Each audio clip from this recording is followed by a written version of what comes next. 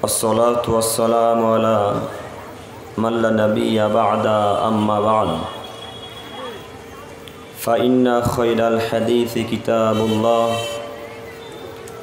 وخير الهدى هدى محمد صلى الله عليه وسلم وشر الأمور محدثاتها وكل محدثة بدعة وكل بدعة ضلالة وكل ضلالة في النار أعوذ بالله من الشيطان الرجيم وإذا سألتموهن متاعا فاسألوهن من وراء حجاب ذلكم أطهر لقلوبكم وقلوبهن الآية. عن عبد الله بن مسعود رضي الله تعالى عنه قال قال رسول الله صلى الله عليه وسلم لا تباشر المرأة المرأة فتنعتها لزوجها كأنه ينظر إليها رواه البخاري ومسلم.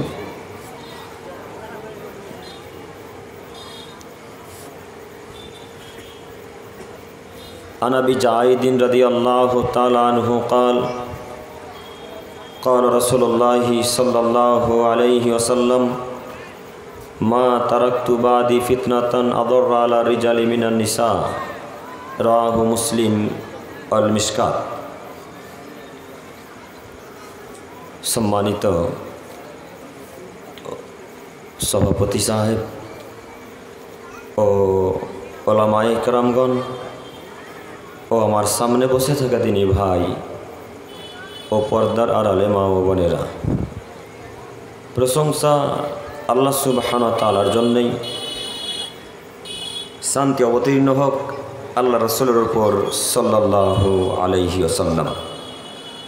সম্মানিত উপস্থিতি, বক্তব্য শুরু করার প্রথমেই আপনাদের সাথে আমার জরুরি কয়েকটি কথা, যে বিষয় আপনারা নির্ধারণ করে দিয়েছেন সেই বিষয়ের উপরেই বক্তব্য চলবে ইনশাল্লাহ। তার আগে আমি নিজের পক্ষ থেকে জরুরি কয়েকটি বাক্য বলতে চাচ্ছি। তার এক, আমি যতদূর জানি আপনাদের মহালদারপাড়া, রামপুরা, কৃষ্ণসাইল, পিছনে লক্ষ্মীজোলা, গঙ্গাপ্রসাদ, বাবুপুর, আমি যতদূর জানি এবং আমার আব্বুর মুখে শোনা যে এই গ্রামের মানুষগুলো খুব শিক্ষিত। কারণ আমার আব্বু মাঝে মাঝে বলতেন যে এই এলাকার মানুষগুলো খুব কঠোর আহলে হাদিস। তার কারণ আপনি জানেন কি, আমাদের পুরনো বাড়ি হচ্ছে গঙ্গাপ্রসাদ, আমাদের জন্ম যেহেতু ওখানে, কিন্তু আসল বাড়ি আমাদের গঙ্গাপ্রসাদ, সকলেই চিনবেন আশা করি। তো আমি বলতে চাচ্ছি, আমার আব্বুর কথাই হোক আর জঙ্গিপুরের মানুষের কথাই হোক, গ্রামের লোকের কথাই হোক, আমার কথা যদি বাস্তবে সত্য হয়, লোকের কথা যদি বাস্তবে সত্য হয়, মহালদার পাড়ার মানুষ যদি আসলেই শিক্ষিত হলো, তাহলে এখন মহালদার পাড়ার মানুষ যে স্টেজের সামনে ছড়িয়ে ছিটিয়ে বসে আছে, এটা কোনো শিক্ষিত মানুষের পরিচয়? জি, কথা মনে বুঝতে পারেননি? কথা বুঝতে পারেননি এখনো? আবারও বলি, আসলে যদি শিক্ষিত হন তাহলে তো আপনার বসার নীতি দেখে বোঝা যাবে আপনি শিক্ষিত। কেন আব্দুল করিম ভাই?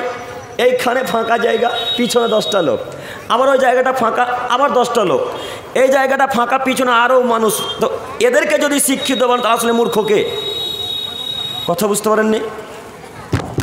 ও মুরব্বী সাহেব, আপনাদেরকেই বলছি। তার মানে আমি আপনাকে বলতে চাচ্ছি যে সামনে জায়গাকে পরিপূর্ণ করে পিছনে বসেন। আচ্ছা, আজকের জুমার সলাতে তো গিয়েছিলেন, একদিন সলাত আদায় করেন জুমাতে, আর রমজান মাসের ওই রমজানের দিনে তারাবি বলেন আর 5 ওয়াক্ত সলাত আদায় বলেন, আপনি ফার্স্ট কাতারে। মনে হচ্ছে যেন আপনি জান্নাতুল ফেরদাউস থেকে এখনই ফেরেশতা নামলেন আপনাদের মহল্লার পাড়ায়। ফার্স্ট কাতার আপনার জন্যে, যারা 5 ওয়াক্ত সালাত আদায় করে তাদের ফার্স্ট কাতারে জায়গা হয় না। তো আপনি যখন আজকের জুমার দিন জোহরের জুমাতে গিয়েছিলেন তখন সামনের কাতারটা ফাঁকা ছিল, তারপরে পিছনে দাঁড়িয়েছিলেন, না সামনের কাতার আগে পরিপূর্ণ হয়েছিল? কথা বলে না। আর একটা কথা বলি, আমি যতক্ষণ কথা বলবো আপনারা একটু আমার সাথে কথা বলবেন ইনশাল্লাহ। ইনশাল্লাহ ইনশাল্লাহ। তো জোহরের জুমার সলাতে যখন গিয়েছিলেন তখন সামনের কাতার কি ফাঁকা ছিল? ছিল না। তো এখন সামনের কাতার ফাঁকা কেন? সামনে জায়গাগুলো ফাঁকা কেন? তার মানে আপনারা এখনো বুঝতে পারেননি মনে হয়। আশ্চর্য। আমি কাকে বলছি কথাগুলো? আপনাদেরকেই তো বলছি। পিছনে কেন? সামনে এসে বসার চেষ্টা করুন। হাজারো জায়গা, হাজার হাজার মানুষ এখনো আসবে, আপনার পিছনে মানে? আপনাকে আমি অনুরোধ জানাচ্ছি সামনের কাতার পরিপূর্ণ করুন, তারপরে পিছনে দাঁড়ান। একটু আপনারা একটা হাদিস শুনেছেন বুখারী মুসলিমের, আল্লাহ নবী বলছেন লা ইয়ালামুনা মা তা'লামুন, আমি যা জানি তোমরা যদি জানতে তাহলে কম কম হাসতে এবং বেশি বেশি করে কান্নাকাটি করতে। একটা হাদিস। আর একটা হাদিস বলি, তারপর দুইটা হাদিসের ব্যাখ্যা একসাথে। আমাদের নবী মুহাম্মদ সাল্লাল্লাহু আলাইহি সাল্লাম বললেন, এ আদমের ছেলে মেয়ে তোমরা শোনো, আদমের ছেলে তোমরা শোনো, তোমরা যদি জানতে যে ফার্স্ট কাতারে সলাতে দাঁড়ানোর কত নেকি এবং আজান দেওয়াতে কত নেকি, তাহলে তোমরা টিকিট করতে। টিকিট। হাদিস তো বুখারী মুসলিম।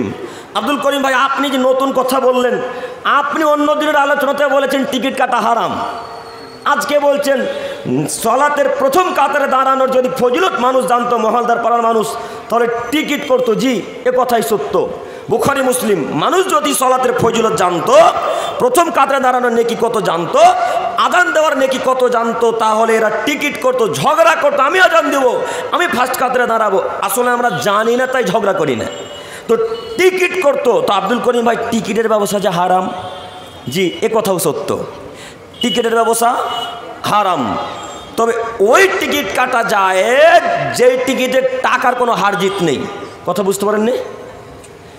ওই টিকিট কাটা হালাল যে টিকিট টাকার কোনো হার জিত নেই।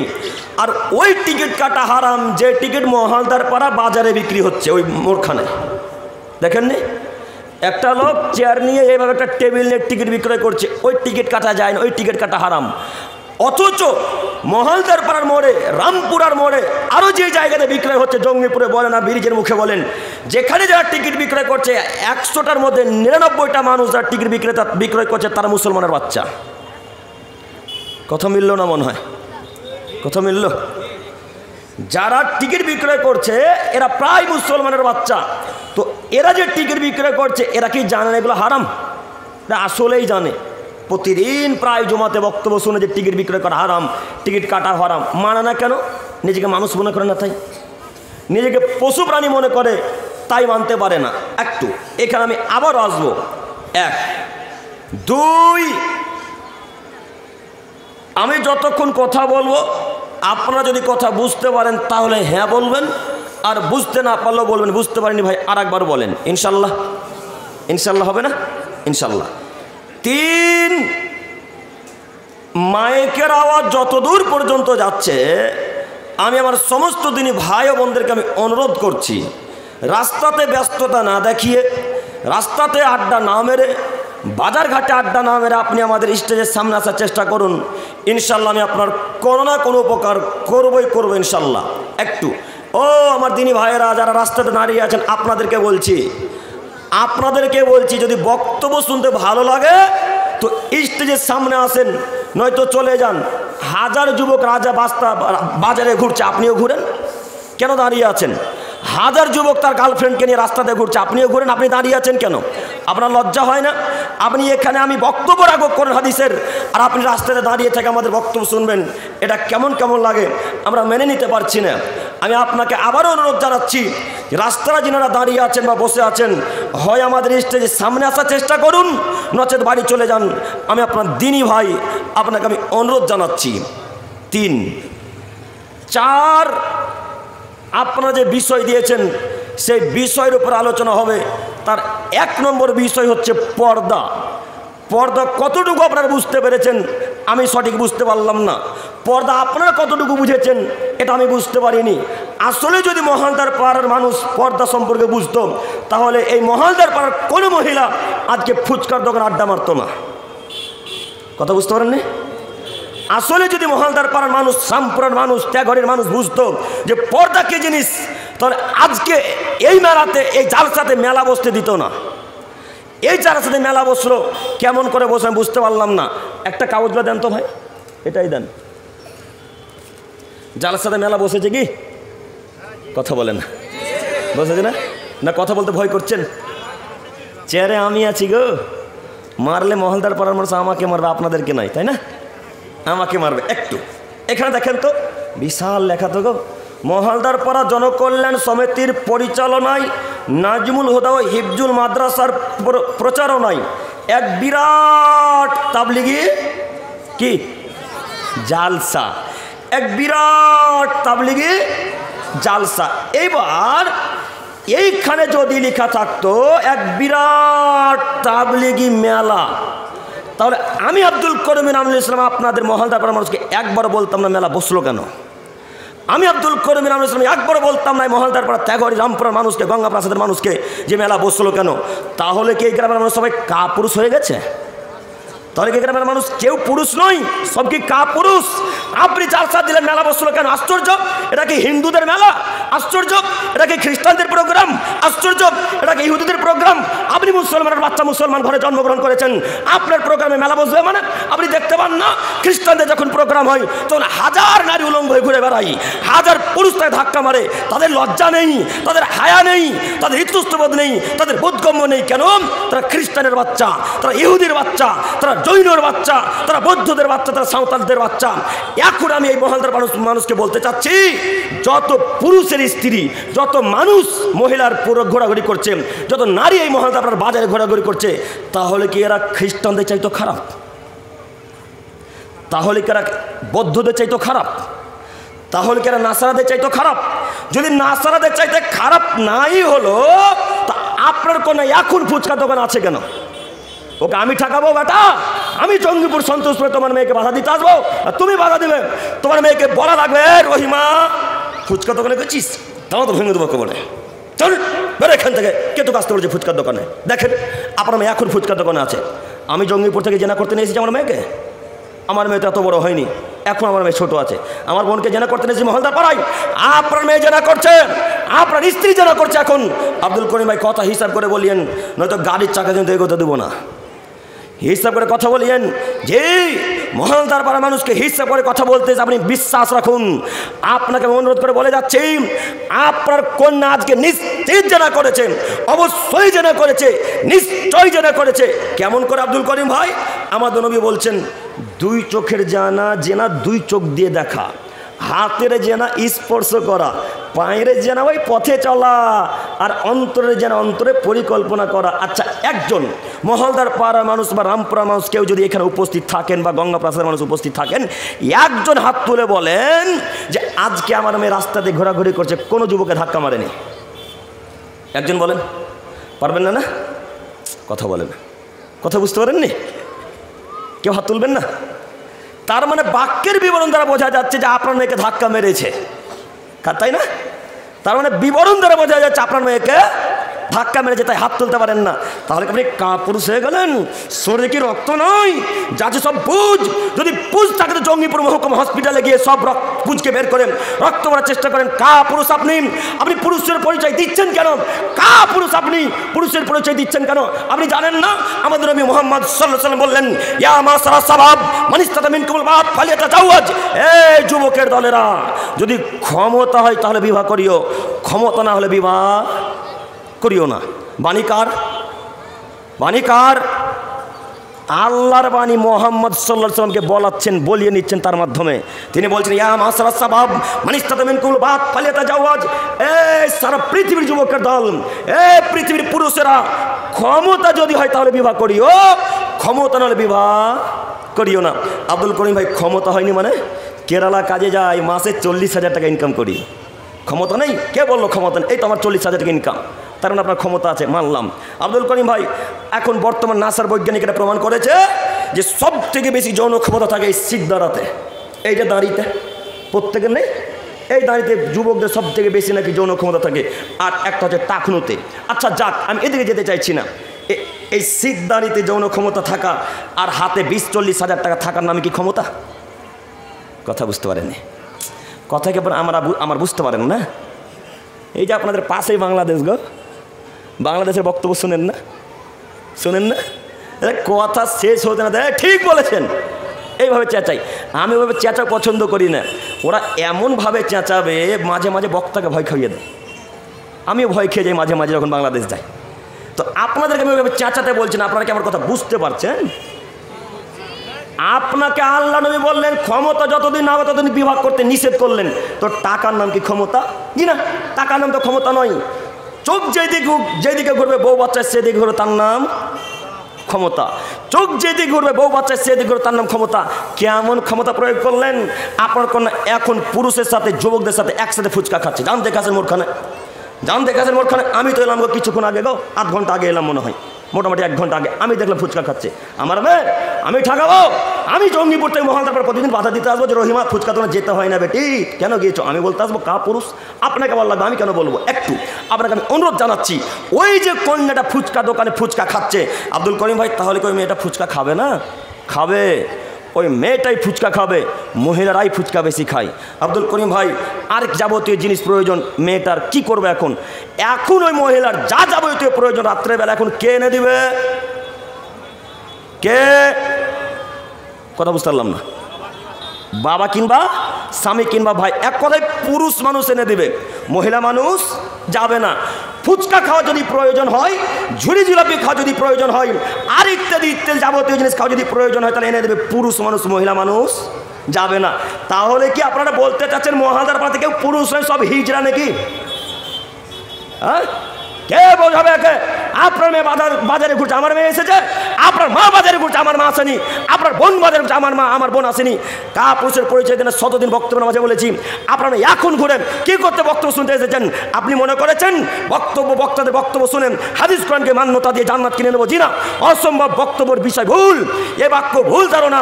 বক্তাদের বক্তব্য শুনে জান্নাত হবে না যতক্ষণ পর্যন্ত নিজের পরিবারকে, নিজের স্ত্রীকে, নিজের কন্যাকে যতদিন পর্যন্ত কন্ট্রোল না করতে পারবেন, নিজের স্ত্রীকে, নিজের মাকে, নিজের বোনকে যতদিন না নিজের আয়ত্তে না নিয়ে আসতে পারবেন, ততদিন জান্নাত হবে না। আব্দুল করিম ভাই প্রমাণ আছে কি? জি প্রমাণ আছে বলে এত জটিল কঠিনভাবে বললাম। দেখেন তো প্রমাণটা মিলে কিনা। আম্মার ইবনে ইয়াসার রাদিয়াল্লাহু তাআলা আনহু বলেন, রাসূল সাল্লাল্লাহু আলাইহি সাল্লাম বললেন, সালাসাতুন কদ হারামাল্লাহু আলাইহিম আল জান্নাহ। একটু আমার দিকে তাকান, একটু আমার দিকে তাকান। মুখ নিচে দিকে রাখেন না ভাই, মুখ নিচের দিকে রাখলে আপনি বক্তব্যের বাক্য বুঝতে পারবেন না। তখন বাজারে গিয়ে বলবেন আব্দুল করিম ভাই কী যে বললো বুঝতে পারলাম না, তখন কি আমি দোষী হব? তো আপনাকে তাহলে আমার দিকে এক খেলে চেয়ে থাকতে হবে। আমি তো আর কেসা কাহিনী বলবো না ভাই যে আপনি বাদাম খাবেন আর বক্তব্য শুনবেন। একটু আমার দিকে এক খেলে তাকান, দেখেন তো আপনার বাক্য আমার এই রাসূলের বাণীর সাথে মিলে কিনা। আল্লাহ নবী বললেন, সালাসাতুন কদ হারামাল্লাহু আলাইহিম আল জান্নাহ। এই পৃথিবীর মানুষ শোনো, 3 শ্রেণীর মানুষের উপরে আল্লাহ আজ থেকে 1450 বছর পূর্বে জান্নাতকে হারাম করে দিলেন। কে হারাম করেছেন? কে? আল্লাহ। 3 শ্রেণীর মানুষের উপরে আমাদের আল্লাহ সুবহানাহু ওয়া তাআলা আজ থেকে 1450 বছর পূর্বে জান্নাতকে হারাম করে দিলেন। তার 3য় নম্বর শ্রেণীর মানুষ হচ্ছে আদ-দায়ুস আল্লাযী ইউকিরু ফি আহলিহিল খাবাস। ওই ব্যক্তির উপর জান্নাত হারাম যেই ব্যক্তি বেহায়াপনার পরিচয় দেয়। ওই ব্যক্তির উপর জান্নাত হারাম যে ব্যক্তি দায়ুস। আব্দুল করিম ভাই দায়ুস বাক্যটা তো আরবি বাক্য, বুঝতে পারলাম না, একটু বাংলাতে বলেন না। আব্দুল করিম ভাই দায়ুস শব্দটা তো আরবি, বাংলাতে বলেন। জি একটু বাংলাতে বলি, দেখেন তো দেখি। বাংলা বাক্য হচ্ছে যে নিজের পরিবারকে বেহায়াপনার সুযোগ করে দেওয়া, নিজের মেয়েকে বেহায়াপনার সুযোগ করে দেওয়া, নিজের স্ত্রীকে বেহায়াপনার সুযোগ করে দেওয়া, নিজের ছেলেকে বেহায়াপনার সুযোগ করে দেওয়া, এর নাম দায়ুস। এটা আরবি বাক্য, বাংলাতে বেহায়াপনার সুযোগ দেওয়াকে দায়ুস বলা হয়। তো আমাদের নবী বললেন 3 শ্রেণীর মানুষ জান্নাতে যাবে না। তার 3য় নম্বর বাক্যে আল্লাহ নবী যাকে নিয়ে এসেছেন তারা হলো দায়ুস। একটু দায়ুস কি আব্দুল করিম ভাই? যার কন্যা আজকে বাজারে ঘুরছে। আব্দুল করিম ভাই দায়ুস কে? যার ছেলে আজকে প্যান্ট টাকলু নিচে পড়ে আছে। আব্দুল করিম ভাই দায়ুস কে? যার স্ত্রী আজকে বাজারে ঘোরাঘুরি করছে। কথা বুঝতে পারেননি মনে হয়। দায়ুসের বাক্যটা কি বোঝা গেল? এরাই দায়ুস। এখন আপনি বিবেচনা করেন, আপনার মেয়ে ঘুরছে না আমার মেয়ে ঘুরছে, এখন আপনি দেখেন, আপনার স্ত্রী বাজারে ঘুরছেন, আমার স্ত্রী বাজারে ঘুরছে।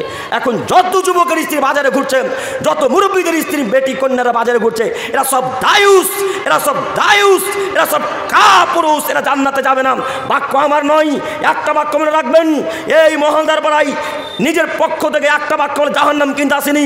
মহলদার পাড়ায় নিজের পক্ষ থেকে একটা বাক্য বলে জাহান্নাম কিনতে আসেনি। মহলদার পাড়ায় জান্নাত কিনতে এসে আপনি হিসাব করে চলিয়েন। আমাদের নবী মুহাম্মদ সাল্লাল্লাহু আলাইহি ওয়াসাল্লাম বললেন, মান কাযাবা আলাইয়া মুতাম্মিদান ফালিয়াতাবাওয়া মাকাদাহু মিনান নার। এই পৃথিবীর আলেমেরা, এই পৃথিবীর বক্তাগণেরা, হে সারা পৃথিবীর মানুষ, তোমরা শোনো, আমার ব্যাপারে হাজার হাজার কথা বলো, আমার ব্যাপারে লক্ষ কোটি কথা বলো, আমার ব্যাপারে যা জানো তাই বলো।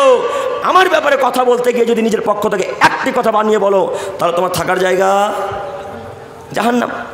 আমি বক্তব্য দিয়ে মহলদার প্রায় জাহান্নাম কিনতে আসেন, আপনি হিসাব করে চলিয়েন। আপনি মনে করিয়েন না আপনাকে আমি ছাড় দিয়ে কথা বলতে এসেছি। জি না, আপনাকে আমি ছেড়ে কথা বলতে আসিনি। মারবেন, স্টেজ থেকে নেমে মেরে নেন বা এখনই মেরে নেন, হিসাব তো পরকালে আছে, তাই না? আমি আপনাকে ভয় করে বক্তব্য রাখিনি মুরব্বী সাহেব, আপনাদের কমিটিকেও ভয় করে বক্তব্য রাখতে আসেন, হিসাব করে চলিয়েন। আমি আপনার এতটুকু দাম দিই না যতক্ষণ পর্যন্ত কোরআন হাদিস আছে। আমি আপনার এতটুকু দাম দিই না যতক্ষণ পর্যন্ত কোরআন হাদিস আছে। আপনি বিশ্বাস করুন, আপনার মেয়ে ঘোরাঘুরি করছে, আপনি দায়ুস। আপনার ছেলে প্যান্ট টাকানো নিচে পড়ছে, আপনি দায়ুস। আপনার পরিবারের ছেলে মেয়ে সালাত আদায় করে, আপনি দায়ুস। দেখেন তো বাক্য মিলল কিনা। আমাদের নবী বললেন 3 শ্রেণীর মানুষ জান্নাতে যাবে না, তার 3 নম্বর শ্রেণীর মানুষ দায়ুস। বাক্যটা কি আপনার সাথে মিলল? বাক্যটা কি আপনাদের সাথে মিলেছে? মিলে যায় যদি, তাহলে আমি আশাবাদী আজকের পর থেকে মহলদার পর কোনো পুরুষ মানুষের স্ত্রী, কোনো পুরুষ মানুষের কন্যা, কোনো মানুষের মহিলারা আজকে থেকে রাস্তাতে বেহায়া নগ্নতা হয়ে চলাচল করবেন ইনশাল্লাহ। ইনশাল্লাহ কথা কি বোঝা যায়নি? বোঝা গেছে কথা না? আজকের পর থেকে চলবেন ইনশাল্লাহ। ইনশাল্লাহ আল্লাহ তোমার কাছে ভিক্ষে চাইছি মাবুদ, তুমি পর্দা সম্পর্কে বোঝার একটু তৌফিক দান করো মাবুদ। সকলে বলি আমিন। সম্মানিত তিনি ভাই বোন, আরও কথা বাকি। তার কথা হচ্ছে এই, আল্লাহ তাআলা বললেন পৃথিবীর মানুষ শোনো, ওমিন আয়াতিহি আন খালাকালাকুম মিন আনফুসিকুম আজওয়াজা। আচ্ছা, এই বাক্যের কথা বলার পূর্বে একটা বাক্যবোধ কথা বলি।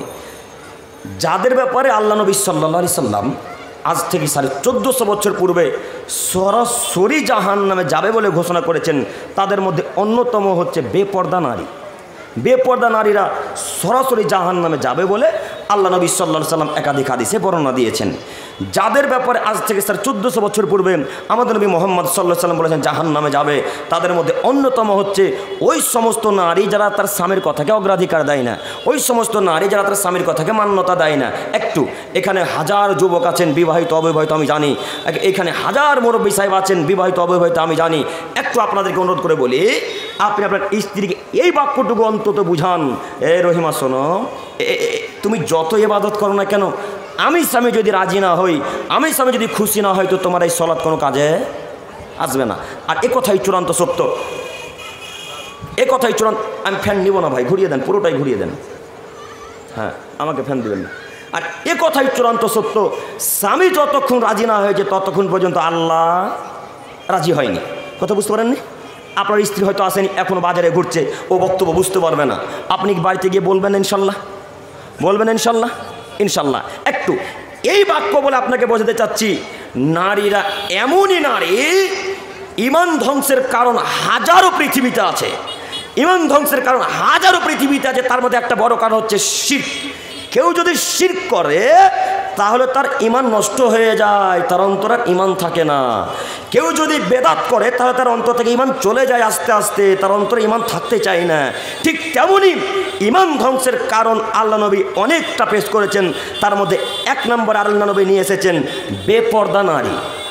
মহিলারা যত তাড়াতাড়ি পুরুষের ইমানকে নষ্ট করতে পারে, মহিলারা পুরুষের ইমানকে যত তাড়াতাড়ি নষ্ট করতে পারে, তত তাড়াতাড়ি নষ্ট শয়তান করতে পারে না। শয়তানের চক্রান্ত থেকে নারীদের চক্রান্ত অতীব শক্তিশালী। আল্লাহ এক জায়গায় বলছেন, ও পৃথিবীর মানুষ শোনো শোনো শোনো, শয়তানের চক্রান্ত তো শক্তিশালী, শয়তানের চক্রান্ত তো শক্তিশালী করা সারা পৃথিবীর মানুষ জানেন। শয়তানের চক্রান্তের থেকে লক্ষ কোটি গুণ বেশি চক্রান্ত শক্তিশালী হচ্ছে নারীদের চক্রান্ত।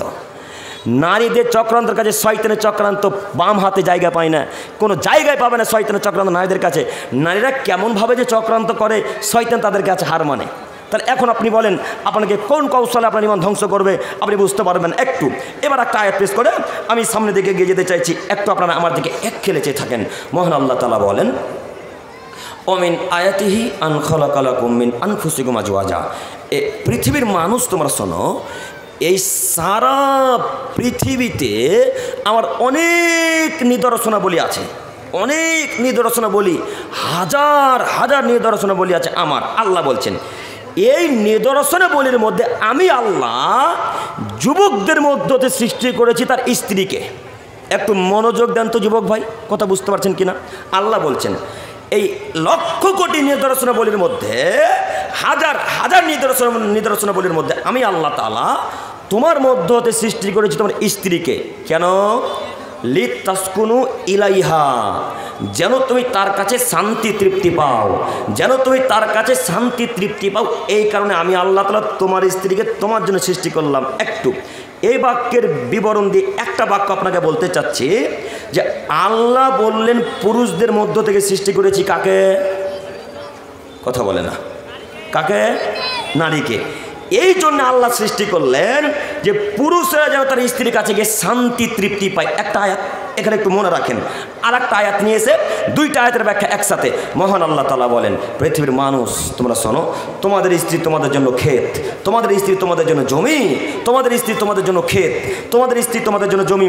তোমার জমিতে ইচ্ছা মতো আসো, তোমার জমিতে ইচ্ছা মতো যাও, রাত্রেই কি সকালেই কি দুপুরেই কি, যখন খুশি আপনি আপনার স্ত্রীর কাছে যেতে পারেন, যখন খুশি আপনি আপনার স্ত্রীর কাছে আসতে পারেন। উল্লেখ্য যে আপনি আপনার হুজুরের মুখে শুনেছেন যখন ভরা পেট স্ত্রীর পেটে বাচ্চা থাকে তখন নাকি স্ত্রী মিলন করা যায় না। শুনেননি কথা মনে হয়? শুনেছেন কি? এই হুজুরের কথা এখন মুখে লাথি মেরে দিতে হবে। এই হুজুরের 5 পয়সা কোনো মূল্য এখন নেই। আরও শুনেছেন যে যখন চন্দ্রগ্রহণ সূর্যগ্রহণ হয় তখন স্ত্রী মিলন করলে নাকি ছেলে টেরা বেঁকা হয়। শুনেননি মনে হয়? গ্রামের মানুষ আপনারা, টাউনের মানুষ গো, গ্রামের মানুষ না তো? গ্রামের মানুষ শুনেনি এটা কেমন কেমন লাগে না? গ্রামের মানুষই তো বলে সূর্যগ্রহণ হয়েছে বেটি, এখন বাইরে বেরোস না, তোর ছেলে না তো টেরা হবে বেটি, বলে না মনে হয়? বেটি রাতের বেলা পেঁচা ডাকছে বেটি, তাড়াতাড়ি মাথায় কাপড় দে। ও পেঁচা ডাকলে মাথায় কাপড় দিতে হয়, আর হাজার পুরুষ দেখলে ওর বেটির মাথায় কাপড় দিতে হয় না। এই তো আমাদের মহিলাদের নীতি, এটা আমাদের পুরুষদের নীতি। একটু আমি বোঝাতে চাচ্ছি যে আল্লাহ বললেন তোমার স্ত্রী তোমার জন্য জমি। একটু এই পিছনে যে ভুট্টার চাষ করছেন আপনারা বা পাটের চাষ করছেন, এই জমিটা এই মহাদের কোনো একটা লোকের বা কোনো এক গ্রামের হলো, এই লোকটা তার জমিতে রাত্রেই গেলে কি আর বৈকালে গেলে কি আর সন্ধ্যায় গেলে কি কেউ মহাদের মানুষ তাকে বাধা দেবে? কেউ বাধা দেবে? কেউ বাধা দিবে না। ঠিক তেমনই আপনার স্ত্রীকে আপনি রাতে যান, সকালে যান, বৈকালে যান, গভীর রাত্রে যান, যখন খুশি তখন যান, কেউ বাধা দেওয়ার ক্ষমতা রাখে না। উল্লেখ্য যে রমজান মাসে আপনি আপনার স্ত্রীর কাছে দিনের বেলা যেতে পারেন না, যতক্ষণ সিয়াম আছে ততক্ষণ আপনার স্ত্রীর কাছে যেতে পারেন না। একটু আমি যে বাক্য বলতে গিয়ে এতদূর চলে এলাম সেটা হচ্ছে এই প্রথম আয়াতে আল্লাহ বললেন তোমার স্ত্রী তোমার জন্যে, আমি তোমার জন্য সৃষ্টি করেছি যেন তুমি তার কাছে শান্তি তৃপ্তি পাও। এই বাক্যে আল্লাহ বললেন তোমার স্ত্রী তোমার জন্য ক্ষেত, তোমার স্ত্রী তোমার জন্য জমি, তোমার স্ত্রী তোমার জন্য ক্ষেত, তোমার জমিতে ইচ্ছা মতো যাও, তোমার জমিতে ইচ্ছা মতো আসো। একটু এবার আপনাকে বলি, আপনি মোহরানা দিলেন, ঈদের বাজারে কত টাকা যে জামা দিয়েছেন, পাখি জামার কী কী জামা যেন, এখন নাকি একটা নতুন জামা উঠেছে কি ওই পাকিস্তানি, বাহ জাযাকাল্লাহু খায়রান, ভালোই পারছেন তো আপনি। ওই পাকিস্তানি জামা এখন নাকি পাকিস্তানি জামা উঠেছে, খুব নাকি ভাইরাল জামাটা। এই জামা আপনি আপনার স্ত্রীকে কিনে দিলেন, আপনার কন্যাকে কিনে দিলেন, আচ্ছা মোহরানা দিলেন আপনি 5,000 টাকা। কথা বোঝা যায় না মনে হয়? কথা বোঝা যাচ্ছে না? মোহরানা দিয়ে বিবাহ করে নিয়ে এসেছেন রামপুরা থেকে এই মহলদার পাড়ায়। এইবার বুঝতে পারেন ভালো করে, মহলদার পাড়া থেকে জঙ্গিপুর থেকে মোহরানা আদায় করে 5,000 টাকা দিয়ে এই গ্রামের যুবক একটা এইখানে নিয়ে এসেছে। তো 5,000 টাকা মোহরানা দিলেন, ওই পাকিস্তানি জামাও ক্রয় করে দিলেন, শাকসবজি প্রতিদিন তো দিচ্ছেন, সায়া ব্লাউজ আরও কী কী যেন কিনে দিয়েছেন, সব কিছু দিয়েছেন। এখন দেখে মজা নেবেন আপনি না ওই ভ্যান চালক? হ্যাঁ ভ্যান চালক, উনি ঠিকই বলেছেন, দেখে যে ভ্যান চালকই নিচ্ছে মজা, আসলে যে নিচ্ছেন। কথা বুঝতে পারেননি মনে হয়? আরে বেহায়া মানুষ, আপনি এতটুকু ধারণা রাখতে পারলেন না? মোহরানা দেবো আমি, শাকসবজি কিনে দেবো আমি, পাখি জামা আর পাকিস্তানি জামাও কিনে দেবো আমি, আর ধাক্কা মারবে ফুচকাওয়ালা। হ্যাঁ এত বড় কাপুরুষ মহলদার মানুষ হয়ে যায়, বুঝতে পারলাম না। এত বড় কাপুরুষ মহলদার পাড়ার মানুষ হয়েছে আমি তো বুঝতে পারি না। আচ্ছা, আপনারা কি বলতে চাচ্ছেন এখন যে মহিলা রাস্তাতে ঢং ঢং করে বিনা বোরখায় ঘুরে বেড়াচ্ছে এগুলো সব কি ওই খ্রিস্টানদের মেয়ে? হ্যাঁ, এগুলো কি আমাদের ওই মণিগ্রামে খ্রিস্টান আছে অনেক, ওই মণিগ্রামের খ্রিস্টান কি মহলদার পাড়ায় ঘুরতে এসেছে? না এগুলো বৌদ্ধদের জৈনদের মেয়ে? সব মহলদার পাড়ার মানুষ। দেখেন তো আপনার স্ত্রী বিনা বোরখা এসেছে কিনা, আপনার কন্যা বিনা বোরখা ঢং ঢং করে ঘুরে বেড়াচ্ছে কিনা? একে বাধা আমি দিব না আপনি দিবেন? আপনাকে আল্লাহ এমনি বলেননি যে আপনার স্ত্রীকে আমি আপনার জন্য তৈরি করলাম, আপনার স্ত্রী পাড়া প্রতিবেশীকে দেখতে পারে না, তা আপনার স্ত্রী মনে হচ্ছে যেন ফিরি। আপনি বোঝা আব্দুল করিম ভাই কেমন কথা বললেন? 10 বছর থেকে দেখছি আমি, এখন এই জালসার দিনে অন্য মানুষ দেখে মজা নেই তো দেখবে না, এই জন্য ছেড়ে দিয়েছেন বিনা বোরখায় বেহায়া হয়ে ঢং ঢং ঢং ঢং করে ঘুরে বেড়াচ্ছে। খারাপ লাগে না? বাপেরও লজ্জা নেই, ছেলেরও লজ্জা নেই, ভাইয়েরও লজ্জা নেই। বাপ বেটা ছেলে জঙ্গিপুর আমাদের সবজি বাজারে ইমানকে বিক্রি করে আজকে জালসার স্থানে এসেছে। যদি না ইমান বিক্রি করলো তাহলে মহিলারা বাজারে এখন পর্যন্ত ঘোরাঘুরি করছে কেন? এখনও ঘোরাঘুরি করছে? ঠেকাবেন আপনি, আমি নই। আপনাকে আবারও আমি জোরালো কণ্ঠে বক্তব্য দিয়ে বলে যাচ্ছি, মেয়ে আপনার ঠেকাবেন আপনি, কন্যা আপনার ঠেকাবেন আপনি, স্ত্রী আপনার ঠেকাবেন আপনি। আপনি যদি আমাকে দাওয়াত দেন একদিন এসে বক্তব্যের মাঝে বলবো মহলদার পাড়ার মানুষকে, শুনুন আপনার কন্যারা এভাবে ঘোরাঘুরি করতে পারে না। এ বাক্য বলে আমি বিদায় নিব, আর কিছু বলতে পারি না। কেন? আল্লাহ বলছেন ফাযাক্কির ইন্নামা আনতা মুযাক্কির। মুহাম্মদ সাল্লাল্লাহু আলাইহি সাল্লাম বললেন, যতবার নবীর নাম নেব ততবার কি বলা লাগে? ততবার কি বলা লাগে?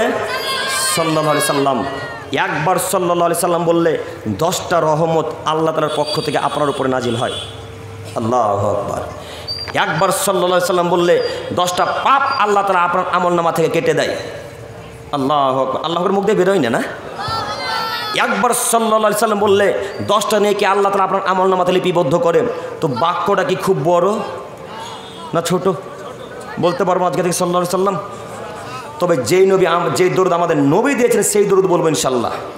হুজুরে দেওয়া দরুদ বলবো না। কথা বুঝতে পারেননি? হুজুরে দেওয়া দরুদ বলবো না। আব্দুল করিম হুজুরে দেওয়া দরুদ কোনটা?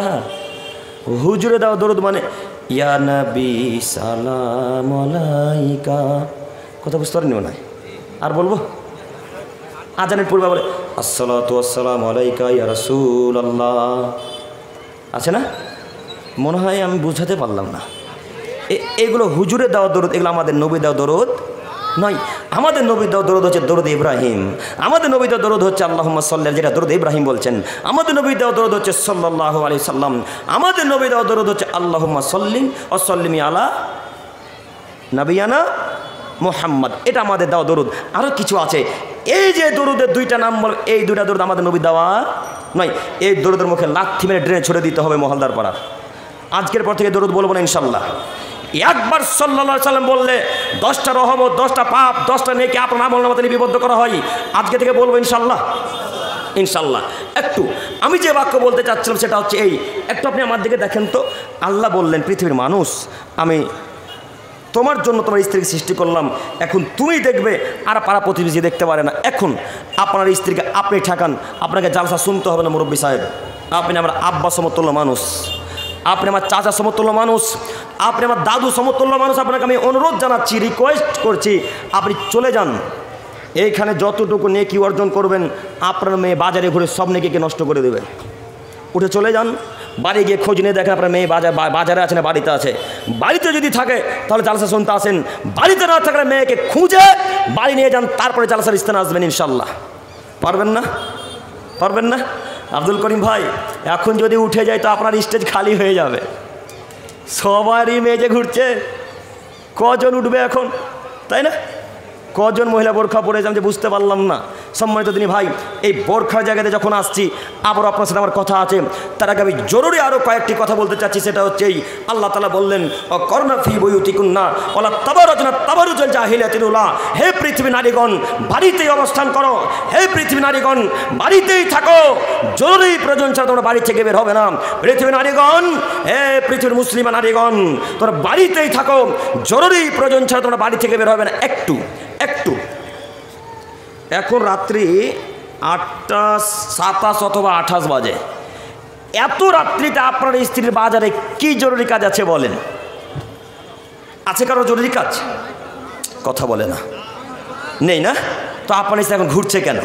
আমাদের আল্লাহ বললেন অকরনা ফি বুয়ুতিকুন্না ওয়ালা তাবাররুজনা তাবাররুজাল জাহিলিয়াতিল উলা। এই পৃথিবীর মহিলাগণ, এই পৃথিবীর পুরুষেরা তোমরা শোনো, তোমাদের স্ত্রী, তোমাদের কন্যারা, তোমাদের মা বোনেরা তখন বাড়ি থেকে বের হবে যখন জরুরি প্রয়োজনীয় কোনো কাজ থাকবে তখন। আব্দুল করিম ভাই, জরুরি কাজ কি? বাপের বাড়ি যেতে হবে। জরুরি কাজ কি? জঙ্গিপুর হসপিটাল যাওয়া লাগবে, তেঘড়ি হাসপাতাল যাওয়া লাগবে। জরুরি কাজ কি? স্কুল কলেজ বিশ্ববিদ্যালয় যাওয়া লাগবে। জরুরি কাজ কি? কেউ মারা গেছে, কেউ অসুস্থ আছে, দেখতে যেতে হবে। এখন রাত্রি 8:30টার সময় আপনার কন্যার কি জরুরি কাজ আছে বলেন? এখন আপনার স্ত্রীর কি কাজ আছে জরুরি বলেন?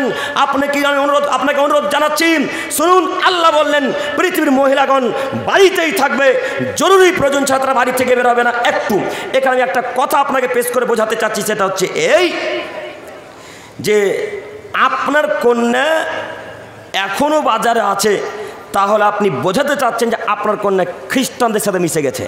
কেন? আল্লাহ বলছেন জাহিলিয়াতের নারীরা, বর্বরতা যুগের নারীরা, বিশ্বলয়ের মহিলারা, পতিদলের মহিলারা যেমন অর্ধনগ্ন হয়ে নগ্ন হয়ে রাস্তাঘাটে ঘুরে বেড়াতো, তাদের মতো তোমাদের কন্যারা রাস্তাঘাটে ঘুরতে পাবে না। ইহুদিদের কন্যাদের মতো, খ্রিস্টানদের মহিলাদের মতন, বৌদ্ধদের মহিলাদের মতন, সাঁওতালদের মহিলাদের মতন তোমাদের মুসলমানের কন্যারা রাস্তাঘাটে বেহায়া ঘুরতে পাবে না। এবার আপনি দেখেন আপনার কন্যা বেহায়া ঘোরাঘুরি করছে না, নগ্ন হয়ে অর্ধনগ্ন হয়ে পোশাক পরে ঘোরাঘুরি করছে, আপনার ব্যাপার। আপনাকে বোঝাতে চাচ্ছি, যারা নগ্ন হয়ে ঘোরাঘুরি করে তারা বেহায়া নারী, অশিক্ষিত নারী, জাহিলিয়াতের যুগের নারীর কথা আল্লাহ তাআলা নিজে বলছেন। আপনাকে নিজের পক্ষ থেকে একটা বাক্য বলতে আসেনি, মুরব্বী সাহেব হিসাব করে কথা মিলিয়ে নেবেন আমার সাথে। আপনার কথা আমার কথা আপনি মিলিয়ে নিয়ে দেখেন তো আব্দুল করিম কথা ভুল বললো কিনা। যদি আব্দুল করিম কথা ভুল বলে দেয়, আব্দুল করিমকে স্টেজেই বলেন বা স্টেজ থেকে আমার সাথে সাথে বলেন, আব্দুল করিম ভাই এই কথা ভুল বলেছেন। আসলে যদি আমি আব্দুল করিম ভুল হয় কথা, আমি সঙ্গে সঙ্গে এই সমাজে ক্ষমা চাইতে প্রস্তুত। আর যদি আমার কথা ভুল না হয়, আমার কথাকে আপনাকে মান্যতা দিতে হবে, এ কথাই ঠিক। মানা যাবেন ইনশাল্লাহ? মানা যাবে ইনশাল্লাহ? ইনশাল্লাহ। একটু দেখেন তো, আবার একটা আয়াত পেশ করি, দেখি আপনি বুঝতে পারেন কিনা। মহান আল্লাহ তাআলা আমাদের নবীকে বলছেন, ইয়া আইয়ুহান নবী, হে সম্মানিত নবী, ইয়া আইয়ুহান নবী, হে মহামান্য নবী। এখানে একটা কথা বলি, যদিও সময় অতীব কম, একটা কথা না বললে আর হচ্ছে না। আমাদের আল্লাহ যখনই নবীকে ডেকেছেন তখনই সম্মানমূলক কথা দিয়ে ডেকেছেন, সম্মানমূলক কথা বলে ডেকেছেন। দেখেন তো বুঝতে পারছেন কিনা। যখনই আল্লাহ কোরআন মাজিদে বলেছেন ইয়া আইয়ুহান নবী, তখন তিনি বলছেন হে মহামান্য নবী। ওই যে যখন আপনাদের স্টেজে নেতা আছে তখন বলেন না মাননীয় অমুক মহাশয়, বলেন না? মনে হয় মাননীয় মুখ্যমন্ত্রী সাহেবা, বলেন কি? কথা বোঝাতে পারি না। এইভাবে যেমন আপনারা মাননীয় মুখ্যমন্ত্রীকে সম্মান জানাচ্ছেন, যেমন আমার আল্লাহ আমার নবীকে সম্মান দিয়ে ডেকে বলছেন ইয়া আইয়ুহার রসুল, হে সম্মানিত রসুল। এই যে কোরআন নাই, এই যে কোরআন এখানে আছে, কোরআন মাজিদের মধ্যে আয়াতগুলো পাবেন। তবে একটা কথা মিলিয়ে দেখবেন, যখন আল্লাহ ইব্রাহিমকে ডেকেছে, যখন আল্লাহ জাকারিয়াকে ডেকেছে, যখন আল্লাহ ঈসাকে ডেকেছে, তখন তিনি বলেছেন ইয়া ইব্রাহিম, হে ইব্রাহিম, ইয়া ঈসা, হে ঈসা, ইয়া ইউসুফ, হে ইউসুফ। এদেরকে এত সম্মান দেয়নি যত সম্মান আমার নবীকে দিলেন। কথা বুঝতে পারলাম না? কথা কি বুঝে এলো? আল্লাহ নবীকে সম্মান দিয়ে ডাকতে পারেন, আমাদের আল্লাহ আমাদের রসুলকে সম্মান দিয়ে ডাকতে পারেন। আর আপনার 3 নম্বর শ্রেণীর টাকাওয়ালা হুজুর তিনি বলছেন ইয়া নবী। কথা বুঝতে পারলাম না? আল্লাহ বলছেন সম্মান দিয়ে আমার নবীকে, আর আপনার নবী শুরু করলেন ইয়া নবী সালাম আলাইকা, এই বলে শুরু করলেন। এখন বলেন তো আমার নবীর সম্মান কমলো না বাড়লো? কমলো। তাহলে এই হুজুরের কথার মান্যতা দেওয়া যাবে না। আপনারা কোনোদিন বলবেন না ইয়া নবী সালাম আলাইকা, বলবেন ইনশাল্লাহ? ইনশাল্লাহ। আমি সম্মানের বিষয়টা বুঝাতে পারলাম তো? আল্লাহ বলছেন ইয়া আইয়ুহান নবী, হে মহামান্য নবী, কুল্লি আজওয়াজিকা ওয়া বানাতিকা ওয়া নিসাইল মুমিনিন। আপনি আপনার স্ত্রীদেরকে বলেন, তার মানে একাধিক স্ত্রী, একটা স্ত্রী নয়। ইয়া আইয়ুহান নবী, হে আমার সম্মানিত নবী, আপনি আপনার স্ত্রীদেরকে বলেন, আপনার কন্যাদেরকে বলেন, এবং পৃথিবীতে যত মুমিনা মহিলা নারী ঈমান এনেছে, যত মহিলারা ঈমান এনেছে, সারা পৃথিবীর কন্যাদেরকে মুমিনা নারীদেরকে বলেন ইউদনিনা আলাইহিন্না মিন জালাবিবিহিন্না হে পৃথিবীর নারীগণ, হে আমার স্ত্রীগণেরা, হে আমার কন্যাগণেরা, রাস্তা থেকে যখন বাড়ি থেকে যখন রাস্তায় বের হবে তখন একটা বড় চাদর নিয়ে মুখমণ্ডলকে আর বক্ষস্থলকে সুন্দর করে এভাবে ঢেকে বেরোবেন। বাণীকার, বাণীকার কে কাকে বলছেন? কে কাকে বলছেন? আমি প্রথম বাক্যে একটা কথা বলতে ভুলে গেছি, সেটা হচ্ছে এই যে আমি মাঝে মাঝে প্রশ্ন করি আপনাদেরকে, প্রশ্নের উত্তর না দিতে পারলে অপমান হবেন। কথাটা বলিনি মনে হয় না, বলতে ভুলে গেছিলাম, তাই বুঝতে পারেন না। আমার নবীকে আল্লাহ বলছেন গো, নবী আপনার কন্যাদেরকে বলেন তোমরা যখন বাড়ি থেকে বের হবে, সারা পৃথিবীর নারীদেরকে বলেন তোমরা যখন বাড়ি থেকে বের হবে তখন তোমরা বক্ষস্থলকে ঢেকে মুখমণ্ডলকে ঢেকে তারপরে বের হবে। যদি তোমাদের স্ত্রী, তোমাদের কন্যারা, তোমাদের সারা পৃথিবীর মা বোনেরা এইভাবে চলাচল করে, তাহলে মহলদার পাড়া, রামপুরা, তেঘরি আর পৃথিবীতে যেখানে যা লুচ্চালা ভাঙ্গা ছেলেগুলো বোট খেলে আর আড্ডা মারে, এই সমস্ত ছেলেরা আপনার মেয়েকে টিটকারি মারতে পারবে না। আল্লাহ বলছেন। কে বলছেন বলেন দেখি? আল্লাহ বলছেন। তাহলে তোমার কন্যাদেরকে, তাহলে তোমার স্ত্রীদেরকে, তাহলে তোমার মা বোনকে এই লুচ্চালা ভাঙ্গা ছেলেরা, শয়তানরা টিটকারি মারতে পারবে না, বাজে কমেন্ট করতে পারবে না। একটু এবার আপনাকে বলি, আপনার একটা কন্যা আমাদের জঙ্গিপুর কলেজে এবার ফার্স্ট ইয়ারে ভর্তি হয়েছে বা সেকেন্ড ইয়ার পড়ছে বা কোনো একটা সেমিস্টারে চলছে ওর। তো এই কন্যাটা এই মহালদারপাড়া গ্রাম থেকে বেরিয়ে ওই মহালদারপাড়া বাস স্ট্যান্ড গেছে।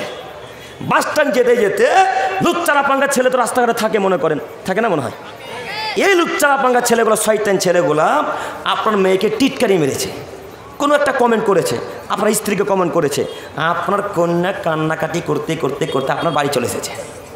কান্নাকাটি করতে করতে মহলদারপাড়া বাড়ি ঢুকে গেছে। ঢুকে গিয়ে আপনার তো মাথা গরম, আপনার স্ত্রীকে বলছেন, কন্যাকে বলছেন, রহিমা কী হলো রে বেটি? না তো আব্বু ওই যে মহলদারপাড়ায় ছেলেগুলো ছিল আমাকে টিটকারি মেরেছে। আপনার মেয়ে পরেছিল জিন্স প্যান্ট, আপনার মেয়ে ছিল ওই টাইট ফিটিং একটা পায়জামা, কি বলে গো নাম, একটা নাম আছে, চুস্ত বলে একটা কি নাম আছে পায়জামাটা, লেগিংস, লেগিংস, জাজাকাল্লাহ খাইরান, লেগিংস, লেগিংস, লেগিংস প্যান্টটা পরে আছে, আর উপরে একটা পুরুষদের মতো গেঞ্জি জামা পরে আছে, টাইট ফিটিং জামা পরে, শর্ট জামা পরে, ঠোঁটে লিপস্টিক দিয়েছে। ছেলেগুলোকে ছেড়ে দিয়ে হিলতলা জুতা পরে, পুরুষদের জুতা পরে ঢং ঢং ঢং ঢং করতে করতে করতে চোখের সামনে দিয়ে মহলদারপাড়া বাস স্ট্যান্ড গেছে। যেমনই মহলদারপাড়া বাস স্ট্যান্ড গেছে, আপনার ছেলে মেয়েকে অন্য পরবর্তী টিটকারি মেরেছে, কান্নাকাটি করতে করতে বাড়িতে এসেছে। তখন আপনি বলছেন, বেটি কী হলো? হয়তো আব্বু এই ঘটনা, আমাকে টিটকারি মেরেছে। তখন আপনার রক্ত গরম হয়ে উঠেছে, রক্ত গরম হয়ে উঠে, কে তুমি টিটকারি মেরেছে রে? তোর মাথা আজকে কেটে ফেলে দেবো, ওর একদিন কি আমার একদিন। ও মহলদার পাড়ার মানুষ, এখন খারাপ লাগলো? খারাপ লাগা তো তখন উচিত ছিল, রক্ত গরম হওয়া তো তখন উচিত ছিল যখন আপনার মেয়ে আপনার স্ত্রী জিন্সের প্যান্ট পরে বাড়ি থেকে বেরিয়েছিল। কথা বুঝতে পারেন না? খারাপ লাগা তো তখন উচিত ছিল যখন আপনার কন্যা টাইট ফিটিং লেগিংস পরে বেরিয়েছিল। আপনি কা পুরুষের বাচ্চা, কা পুরুষ, আপনার কন্যাকে টিটকারি মেরেছে, আপনার জন্য ভালো। আপনার মেয়েকে নিয়ে চলে যান, এটা খুব ভালো সংবাদ আপনার জন্য। আপনার মেয়ে মহিলা বেহায়া নারী, আপনার মেয়ে প্রতিদলের মহিলাদের মতো রাস্তায় চলাচল করে। আপনার মেয়ের মাঝে আর প্রতিদলের মেয়েদের মাঝে পার্থক্য আমরা খুঁজে পাই না। দেখেন আপনি কোথায় খুঁজে পেলেন? আল্লাহ বললেন যদি মহিলারা বাড়ি থেকে পর্দা করে বেরোয় তাহলে আজেবাজে ছেলেকে টিটকারি মারতে পারবে না। দেখেন আপনি আল্লাহর বাণীকে অমান্য করে চলবেন, আর আপনার মেয়েকে সারা পৃথিবীর পুরুষরা ওই সম্মান জানাবে? হ্যাঁ, আপনার মেয়েকে সারা পৃথিবীর পুরুষ মানুষ সম্মান দিয়ে কলেজে পৌঁছে দিয়ে হবে। না, এত যুবক, এত ভালো তো মুর্শিদাবাদের মানুষ হয়নি এখন, যে একটা মহিলা রাস্তায় রাত্রে চলাচল করবে আর সেই মহিলাটাকে কয়েকটা যুবক মিলে বাড়িতে থুয়ে আসবে, এরকম নিয়ম তো এখন পর্যন্ত আমাদের মুর্শিদাবাদ অন্তত হয়নি। এগুলো এখন আরও নিয়ম আছে মাঝে মাঝে কোনো জায়গায়। কথা বুঝতে পারেননি? আরও একাকি জায়গায় যদি কোনো মহিলা চলে যায় তাহলে ওই গ্রাম থেকে তার বাড়িতে থেকে পৌঁছে দিয়ে আসা হয়, এটা তাদের নীতি। আর আমাদের নীতি সময় পেলে তো কী হবে বুঝতে পারছেন। আপনাকে আমি অনুরোধ জানাচ্ছি, এই যে কন্যাটা যে এই যে ফার্স্ট ইয়ারে ভর্তি হয়েছে, এবার দ্বিতীয় সেমিস্টার চলছে, সেকেন্ড সেমিস্টার, এই মহিলাটাকে ঠেকাবেন আপনি না আমি? কে ঠেকাবে গো? তার বাপ, তার বড়দা, তার স্বামী। আমি তো জঙ্গিপুর থেকে আসবো না ঠেকাতে। কথা বুঝতে পারেননি? তাহলে এই বাক্যর বিবরণ আপনাকে বোঝাতে চাইলাম যে আপনার স্ত্রী যদি, আপনার কন্যারা যদি, আপনার মা বোনেরা যদি পর্দা করে, বোরখা পরে, ঢিলাঢালা পোশাক পরে রাস্তায় বেরোয়, তাহলে লুচ্চালা ভাঙ্গা শয়তান ছেলেটাকে টিটকারি মারতে পারবে না। আজকের পর থেকে বোরখা পরে চলাচল করবে ইনশাল্লাহ। আজকের পর থেকে বোরখা পরে চলাচল করবে সারা মহলদার পরে মানুষ, মহিলারা ইনশাল্লাহ। ইনশাল্লাহ। আব্দুল করিম ভাই, বোরখা কেনার টাকা নাই গো, ও বোরখা কেনার টাকা নাই, কিন্তু মোবাইল কেনার টাকা ঠিকই আছে, তাই না?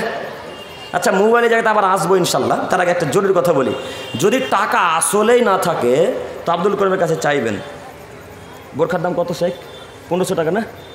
1500 টাকা, 1300 টাকা, 1400 টাকা, 1000 টাকাই হলো। আচ্ছা 1500 টাকাই হলো। এখন আব্দুল করিমকে বলেন ব্যাগটা কই গো, ব্যাগ কই আমার ওখানে যে। আচ্ছা ওই ব্যাগে টাকা আছে।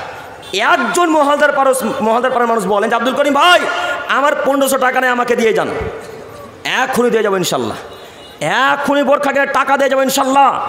আর যদি আব্দুল করিমের কাছে চাইতে লজ্জা লাগে তাহলে বাপ বেটা জঙ্গিপুর স্টেশনে ভিক্ষা করবেন।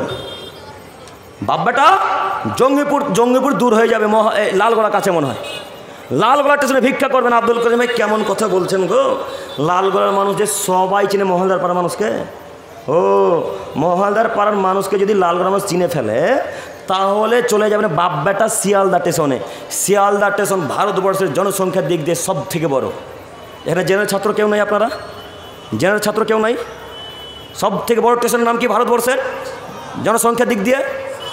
শিয়ালদা। হ্যাঁ না, শিয়ালদা জনসংখ্যার দিক দিয়ে। হাওড়া হচ্ছে স্টেশনের দিক দিয়ে বড়, লাইনের দিক দিয়ে।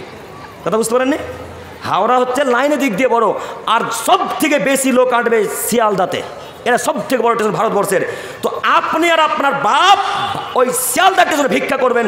ভিক্ষা করে করে করে করে করে করে করে করে করে যেদিন 1500 টাকা হবে, যদি বাড়িতে 2টা মহিলা থাকে 3000 টাকা যেদিন হবে, সেই দিন বাপ বেটা কলকাতা থেকে বোরখা কিনে লালগোলা দিয়ে মহলদার পাড়াতে প্রবেশ করবেন ইনশাল্লাহ। পারবেন ইনশাল্লাহ? পারবেন না ইনশাল্লাহ? যদি বোরখা না কেনা হয় তাহলে পুরুষের পরিচয় দিয়েন না। আপনি বোরখা যদি মহিলাকে পড়াতে না পারেন তাহলে পুরুষের পরিচয় দিয়েন না। হাজারো পুরুষ মানুষ আছে যারা নিজের মহিলাকে, নিজের কন্যাকে, নিজের স্ত্রীকে বোরখা পড়তে নিষেধ করে না? কত প্রমাণ নেবেন? কত বাড়ি থেকে যে কল এলো, তার ভাই কল করছে, তার স্বামী কল করছে যে ভাইয়া আমার স্ত্রীকে বোরখা পড়াতে চাচ্ছে, তো আমার বাপ রাজি হচ্ছে না। তো আচ্ছা আপনাকে বলি, বিবাহ আপনি করেছেন না আপনার বাপ করেছে? কে করেছে গো? আপনি। তো তার উপর নেতৃত্ব আপনার বাপের চলবে না আপনার চলবে? কথা বুঝতে পারলাম না। যে বিবাহ করেছে মোহনাদ বলেছে তার, তাহলে আপনার বাপের এখানে অনুমতির প্রয়োজন নেই। মেয়েকে স্ত্রীকে বোরখা পরার বাপের অনুমতি কি প্রয়োজন? হাজারো পরিবার আছে। আপনাকে আমি অনুরোধ জানাচ্ছি যে আজকের পর থেকে বোরখা পরে চলাচল করবে ইনশাআল্লাহ মহিলারা, ইনশাআল্লাহ ইনশাআল্লাহ। আল্লাহ তুমি মহলদার পাড়ার মানুষকে কবুল করো, সকলে বলি আমিন। সম্মানিত তিনি ভাই বোন, এরপরের একটা আয়াত একটু আপনারা আমার দিকে তাকান। মহান আল্লাহ তাআলা বলেন ওয়াইদা সালতুমুহুন্না মাতান ফাসালুহুন্না মিন ওয়ারাই হিজাব যালিকুম আতহারু লিকুলুবিকুম ওয়া কুলুবিহিন্না। হে পৃথিবীর মহিলাগণ, হে পৃথিবীর পুরুষগণেরা, তোমরা যখন নারীদের কাছ থেকে কিছু নিবে তখন পর্দার আড়াল থেকে নিবে। যদি তোমরা পর্দার আড়াল থেকে নাও তাহলে তোমাদের অন্তর এবং নারীদের অন্তর পবিত্র থাকবে। বাণী কার বলেন দেখি? আল্লাহ। আল্লাহ বললেন যদি মহিলারা পর্দার আড়াল থেকে কোনো কিছু নেই তো তাদের ঈমান পবিত্র থাকবে, তাদের অন্তর পবিত্র থাকবে। একটু আপনাদের মহলদার পাড়া বাজার গ্রামে যখন ওই আমাদের জঙ্গিপুর, সন্তোষপুর, ধলোর ওই সাইড থেকে যখন ওই 10 টাকার ফেরিওয়ালা আসে, 20 টাকার ফেরিওয়ালা আসে, সবজিওয়ালা বিক্রি করতে আসে, তখন আপনার স্ত্রী আর আপনার কন্যা, আপনার মা সবজিওয়ালার কাছে সবজি কিনতে যায়, ফেরিওয়ালার কাছে ফেরি আনতে যায়। এই সময় কি আপনার মায়ের বুকে কাপড় থাকে? এই সময় কি আপনার মায়ের মাথাতে কাপড় ছিল? এই সময় কি আপনার মায়ের পিঠে কাপড় ছিল? এই সময় আপনার মায়ের পিঠে কাপড় ছিল না। হাজারো প্রমাণ। সকালবেলায় মহলদার পাড়া দিয়ে সবজিওয়ালা যখন সবজি বিক্রি করতে আসবে তখন আপনার মা প্রত্যেকটা ভেন্ডির আগালকে ভেঙে ভেঙে নিবে। ভেন্ডি বুঝতে পারলেন? রামপটল না ভেন্ডি? ভেন্ডি না, ঢেঁড়স। এক এক জায়গায় এক এক যেরকম। ওই কলকাতা দিকে গেলে ভেন্ডি বুঝতে পারেন, ঢেঁড়স বলতে হয়। তো ঢেঁড়স, এই যে ঢেঁড়সটার প্রত্যেকটা আগালকে ভেঙে নিলেন। লালগোলা থেকে যে লোকটা ঢেঁড়স বিক্রি করতে এসেছে এই লোকটার ওজন এখন কমলো না বাড়লো গো? কমলো। তো এই লোকটাকে এখন যে আপনার মাকে নিকে দিয়ে দিতে হবে কিয়ামতের মাঠে, এরই নাম অত্যাচার। কথা বুঝতে পারেননি মনে হয়?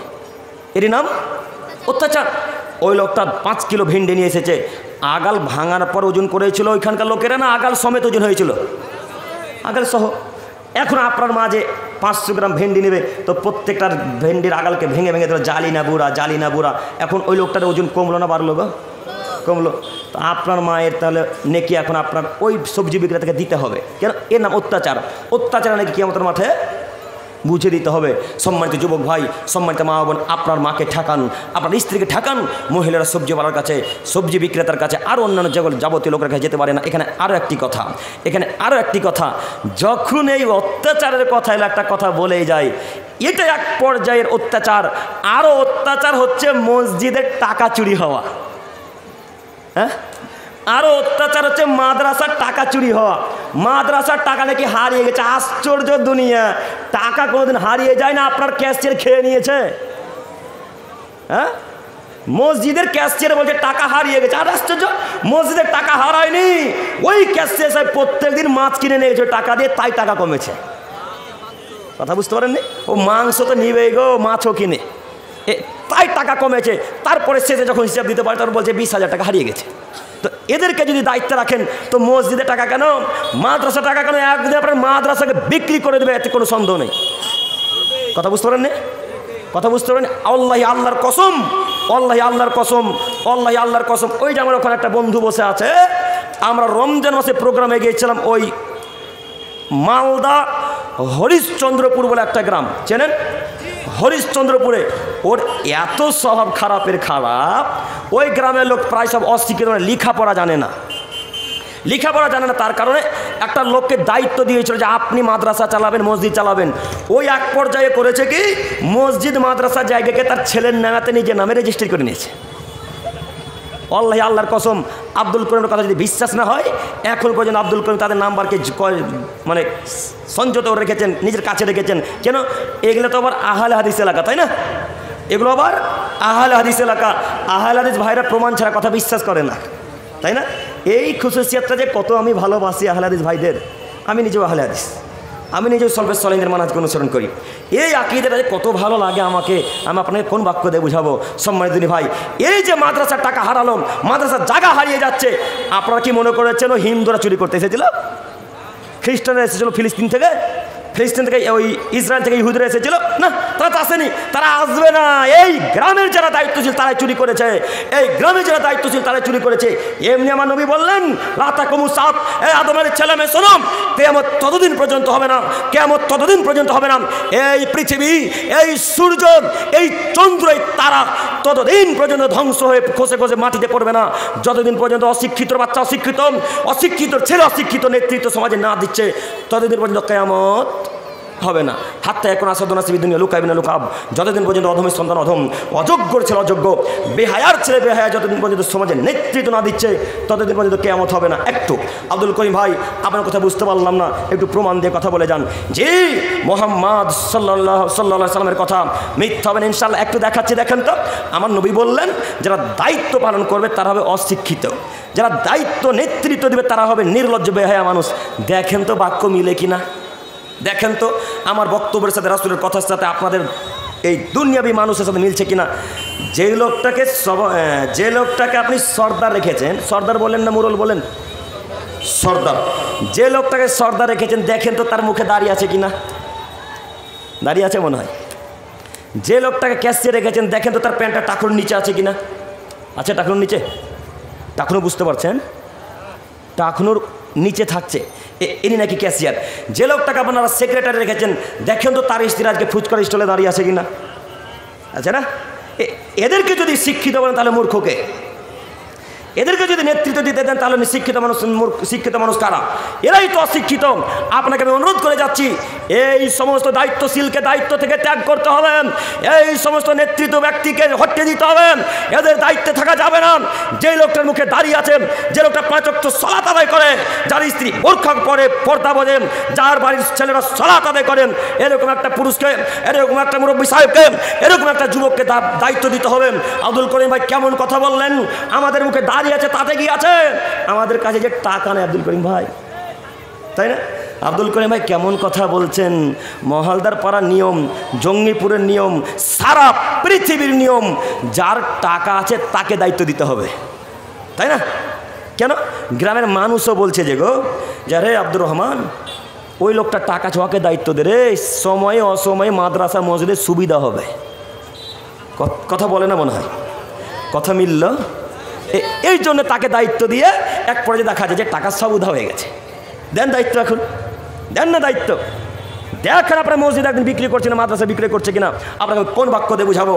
মাদ্রাসার টাকা গায়েব হবে মানে, মাদ্রাসার টাকা হারিয়ে যাবে মানে, দেখেন তো একটা হাদিস বুঝতে পারেন কিনা। আনাস ইবনে মালিক রাদিয়াল্লাহু তাআলা আনহু বলেন, রাসূল সাল্লাল্লাহু আলাইহি সাল্লাম বলেছেন, আলা কুল্লুকুম রাইন, হে পৃথিবীর মানুষ, তোমরা প্রত্যেকের জন্য দায়িত্বশীল। অকুল্লুকুম মাসউলিন আন রায়াতিহি, এবং প্রত্যেকটা মানুষকে কিয়ামতের মাঠে তার দায়িত্ব সম্পর্কে জিজ্ঞাসা করা হবে। প্রত্যেকটা মানুষ তার দায়িত্বশীল, প্রত্যেকটা মানুষ তার গার্জেনের জন্য তার লোকের জন্য দায়িত্বশীল, প্রত্যেকটা সর্দার তার সমাজের জন্য দায়িত্বশীল, প্রত্যেকটা ক্যাশিয়ার তার সমাজের জন্য দায়িত্বশীল। একটু এখানে একটা কথা পেশ করে আমি বক্তব্যের সামনের দিকে আবার এগিয়ে যেতে চাইছি। সেটা হচ্ছে এই, আল্লাহ নবী বললেন প্রত্যেকটা মানুষকে কিয়ামতের মাঠে জিজ্ঞাসা করা হবে। দায়িত্বশীলদেরকে যতক্ষণ পর্যন্ত দায়িত্বশীল ব্যক্তিদেরকে দায়িত্ব সম্পর্কে জিজ্ঞাসা না করা হচ্ছে ততদিন পর্যন্ত তাদের পাকে নড়তে দেওয়া হবে না, ততক্ষণ পর্যন্ত পাকে নড়তে দেওয়া হবে না। একটু এবার আপনাকে বলি, ও সর্দার সাহেব, ও ক্যাশিয়ার সাহেব, ও সেক্রেটারি সাহেব, আপনাকে বলি, আল্লাহ যদি কিয়ামতের মাঠে বলে দেয় একবার, ও মহালদার পাড়ার সর্দার, ও জঙ্গিপুরের ক্যাশিয়ার, ও গঙ্গা প্রসাদের সেক্রেটারি সাহেব, আপনার টাকা হারালো কেমনে? এই প্রশ্ন যদি আল্লাহ করে বসে তখন কি উত্তর দিবেন? কিভাবে জবাব দেবেন? তখন আপনি বলবেন, আল্লাহ আমি জানতাম না গো যে টাকা চুরি করলে এত পাপ হয়, আল্লাহ জানতাম না টাকা হারালে এত পাপ হয়।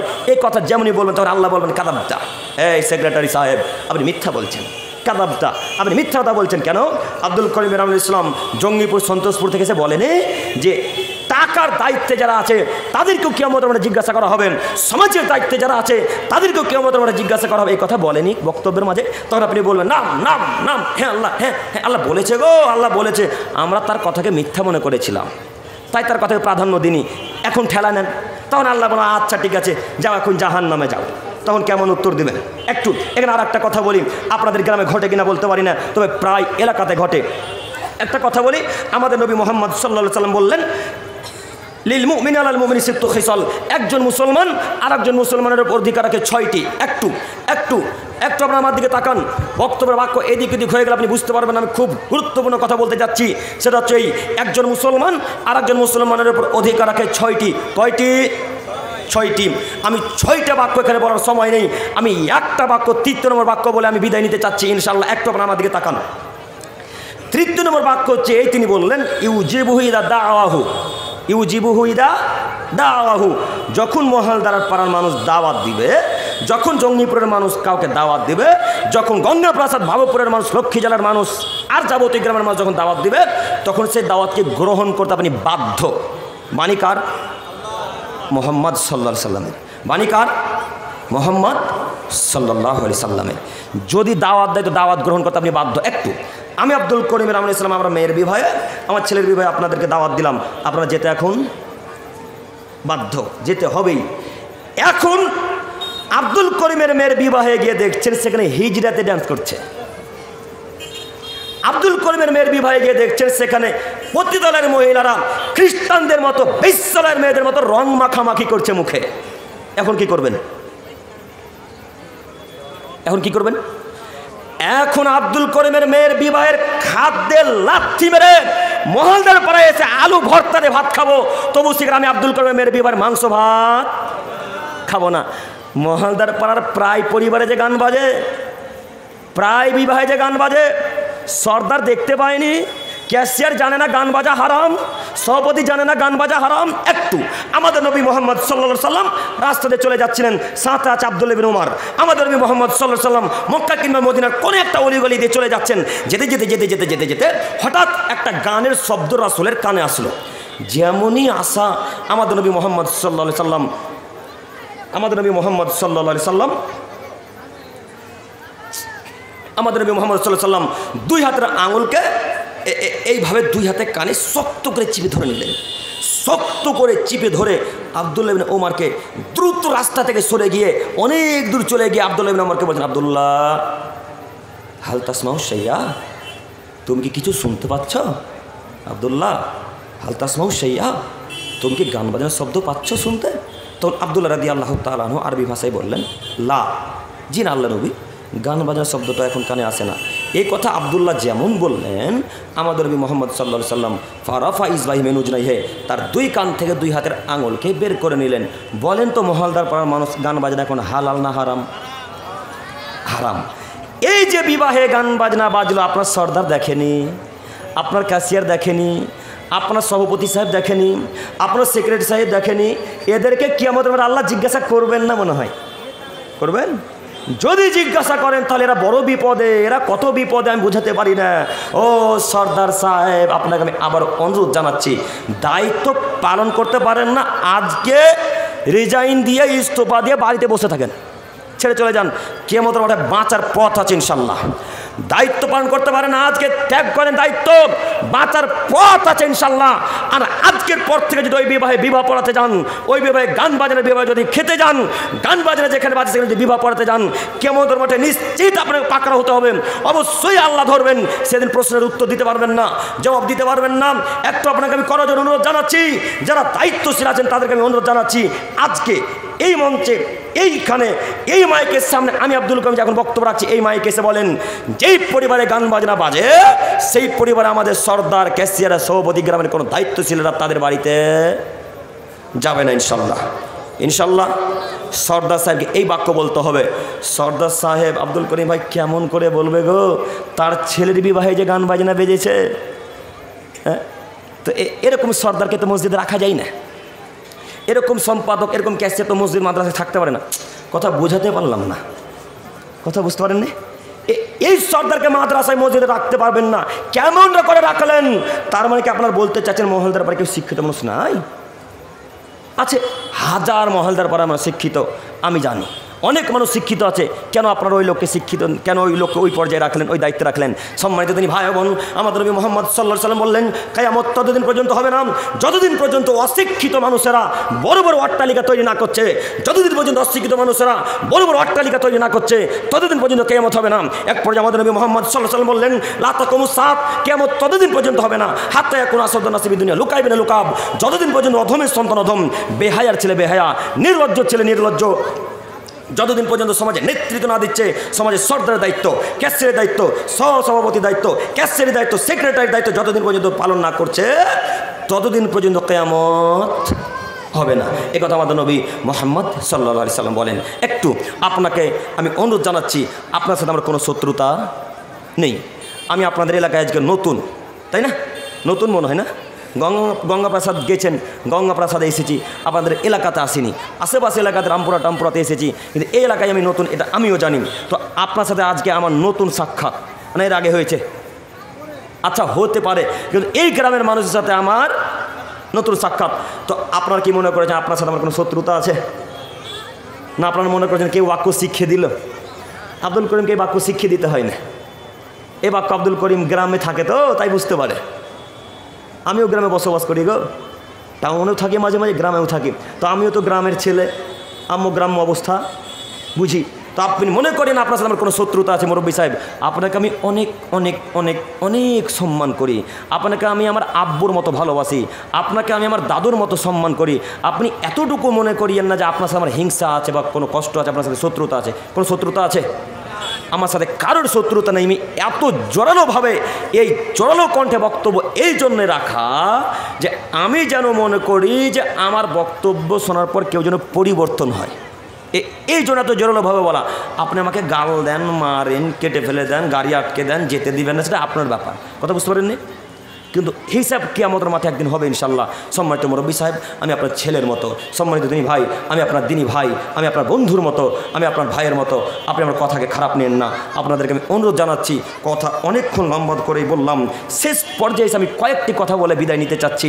সেটা হচ্ছে এই যে আপনারা কথা যদি খারাপ নেন তো আমি কিছু করতে পারি না, কিছু বলতে পারবো না। কেন? আমাদের নবী বলছেন, যতটুকু জানো ততটুকু বলো, যতটুকু জানা আছে ততটুকু বলে দাও। জাতি মানলেই কি আর না মানলেই কি, জাতি গাল দিলেই কি আর না গাল দিলে কি। আর দাওয়াতি ফিল্ডে যারা এসেছে, যারা গাল খায়নি এখন পর্যন্ত, তারা মেনে নিতে হবে যে এরা দাওয়াতি ফিল্ডে আসল সঠিকভাবে কাজ করতে পারেনি, কথা বুঝতে পারেননি? দাওয়াতি ফিল্ডে নেমে যারা দাওয়াতি তাদেরকে গাল দেয়নি যারা, তারা মনে করে নিতে হবে এরা এখন পর্যন্ত হক কথা বলতে পারেনি। কত যে গাল খেতে হয়, মহলদার পাড়ার মানুষ দেখ আর লক্ষ্মী জেলার মানুষ দেখ, আর গঙ্গা প্রসাদের মানুষ দেখ, ওরা তো বলে না বাড়ি কোথায়, কত যে গাল দেয় আল্লাহ জানে, তো বলতে বুঝতে পারি না। এই জন্য আপনাকে বলি, গাল দিচ্ছেন দেন, হিসাব কিন্তু কিয়ামতের মাঠে আছে, হিসাব কিন্তু আছে। আপনি বিশ্বাস করুন, কালকে গাড়ি থেকে প্রোগ্রাম করে আসছি ওই করমজি বীরভূম জেলা, এখন প্রোগ্রামে যাব, আবার দুটো প্রোগ্রাম আছে আজকে, এই জন্য তাড়াহুড়া করছি, বারবার ঘড়ি দেখছি, ওইখানে আবার যাব, বেরিয়ে যাব। তো বৃষ্টির জন্য কালকে প্রোগ্রাম হয়নি, তো প্রোগ্রাম হয়নি তার কারণে বাড়ি চলে আসছি, একজনের ফোনে চলে, হ্যাঁ মাজারের বিরুদ্ধে এত কথা না বললে হয় না। আপনি বলেছেন মাজার একটা খ্যার দিল নাকি পাপ হয়, খ্যার বুঝেন, খ্যার লারা, এ তো লারার পরিবর্তে খ্যার বলেছিলাম মনে হয়, কোনো এক জায়গায় ভুলে গেছে, মনে আসে না।